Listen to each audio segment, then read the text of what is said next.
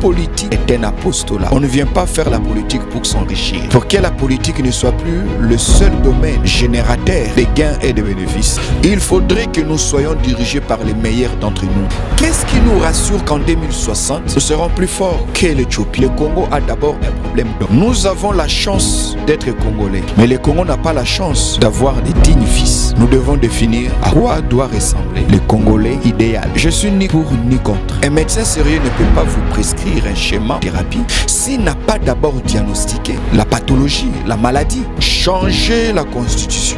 Libre à vous. Ne pas changer la constitution. Libre à vous. Mais vous voulez résoudre quel problème? Si c'est la guerre à l'Est, c'est pas la constitution. Elle a commencé avant cette constitution. Elle risque de continuer même quand on changerait la constitution. J'ai comme l'impression que ceux qui évoquent les changements n'évoquent que des problèmes qu'on aurait pu résoudre par une révision. Il ne faudrait pas que la question du changement de la constitution soit prise en otage par un groupe de constitutionnalistes. Le changement de la constitution nécessite l'intervention, l'apport, la contribution de l'intelligentsia nationale dans son entièreté. Le politique peut renier même sa propre existence pour un intérêt sordide. La paix, la cohésion nationale telle qu'elle est affectée aujourd'hui et même infectée devrait nous empêcher de nous lancer dans ces débats-là. Ce qu'il faudrait faire aujourd'hui, c'est d'éviter les actions spontanées, d'éviter de la politique Yabuka Lelo, Lamba Lelo, Tolia Lelo. Il faut de la prospective. Il faut penser demain. Qu'est-ce que nous voulons être, nous, en tant que Congo? Et comment on fait? Et comme il tourne à Bisson, on va fêter. Parce que l'État se conjugue toujours dans le long terme et non dans l'immédiateté. Et non, précipitation. Non. La précipitation est un péché pour un État. Pour être aimé par le peuple, il faut faire ce que le peuple veut. Or, un bon leader ne fait pas ce que le peuple veut. Il fait ce dont le peuple a besoin. La République démocratique du Congo, c'est bien la RDC.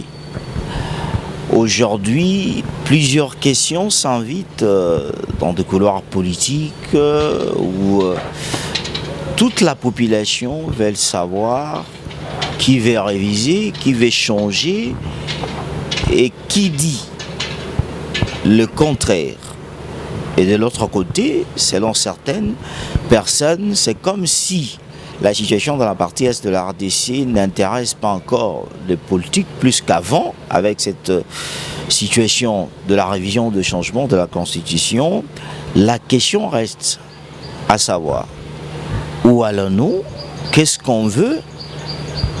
Est-ce la République démocratique du Congo est capable encore de redonner ses valeurs et ses capacités à sa population? Vous êtes nombreux à nous regarder de partout en République démocratique du Congo. Vous êtes à Bunia, vous êtes à Nitori, vous nous suivez sur Congo 26, Canal Plus 596.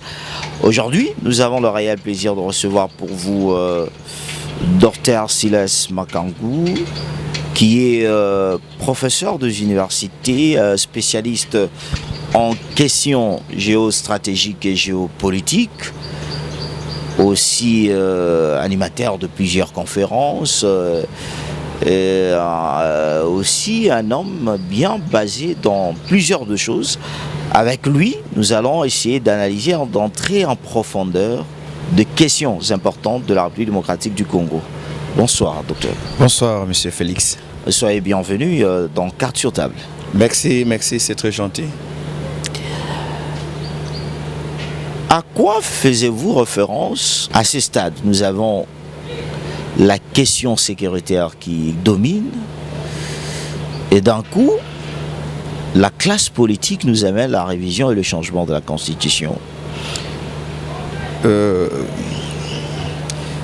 Il est vrai que, comme beaucoup d'autres observateurs, nous sommes en train de voir ce qui s'est dit et ce qui s'est fait au niveau de la classe politique congolaise, que ce soit au niveau de l'opposition comme au niveau de ceux qui dirigent. Ici, j'aimerais d'avance vous rassurer que nos propos vont rester dans un cadre purement analytique, parce que nous ne sommes ni militants ni partisans. Nous réfléchissons en intellectuel, nous réfléchissons en spécialiste. Un homme libre. Aussi un homme libre. Nous sommes dans une phase très importante dans le parcours de notre pays, qui depuis 1960 a y accédé à sa souveraineté nationale et internationale.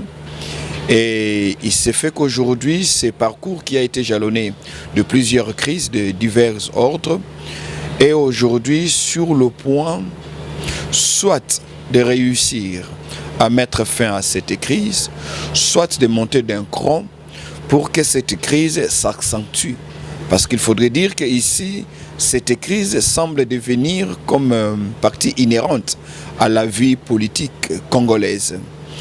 Et la crise que nous traversons, surtout avec l'hégémonie que nous fait subir le Rwanda depuis plus de 32 ans aujourd'hui, plus de 32 ans, il faudrait reconnaître que cette crise a cessé d'être une simple crise congolaise.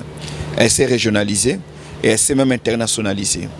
Vous remarquerez que lorsqu'il a fallu résoudre ces différentes crises auxquelles le Congo démocratique a eu à faire face, il a toujours été question de l'implication de la communauté internationale. Pour dénouer le conflit entre Lumumba et Kasavubu, mettre fin à la sécession katangaise, le départ du maréchal Mobutu, la conférence nationale souveraine, les dialogues intercongolais à Sun City. Et là encore aujourd'hui, nous sommes engagés sur plusieurs fronts. Pas parce que nous le voulons simplement, parce que c'est la carte qui présente la communauté internationale à la crise rdcienne.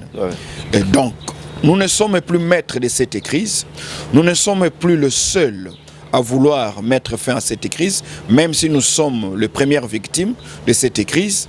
Il faudrait ici reconnaître, monsieur le journaliste, que l'internationalisation, pour ne pas exagérer, la régionalisation de cette crise a fait à ce qu'il y ait plusieurs acteurs.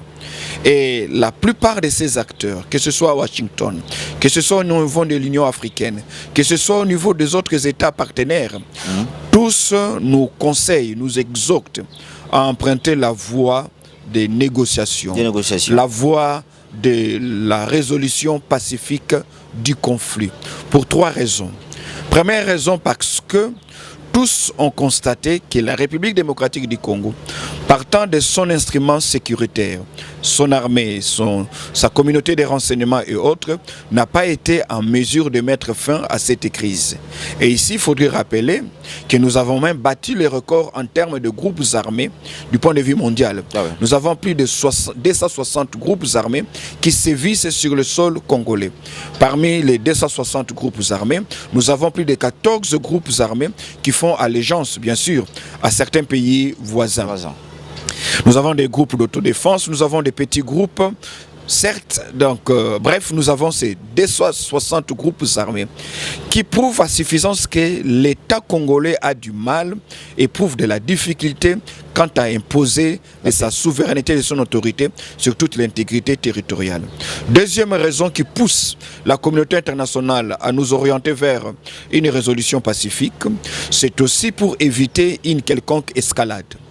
Nous partageons nos frontières avec 9 pays voisins, ce qui suppose, si jamais il y a embrasement dans la République démocratique du Congo, il est tout à fait normal que des Congolais s'érigent en réfugiés auprès de ces États. Et cela peut amener tout ce que ça peut amener. N'oubliez pas que la crise actuelle avec le Rwanda a été une exportation d'un conflit inter-rwandais. C'est-à-dire le Tutsi et le Hutu après la mort du président Juvenal Habyarimana. C'est quand les Hutus vont se réfugier ici que les pouvoirs du FPR prendra les prétextes de les poursuivre et les repousser loin de leurs frontières pour éviter toute menace qui guettait à leurs frontières.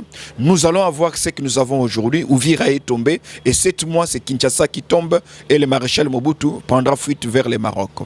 Ça c'est la deuxième raison. La troisième raison, c'est aussi l'incapacité, je ne dirais pas la difficulté, mais plutôt l'incapacité de la classe politique congolaise à pouvoir hiérarchiser ces problèmes, à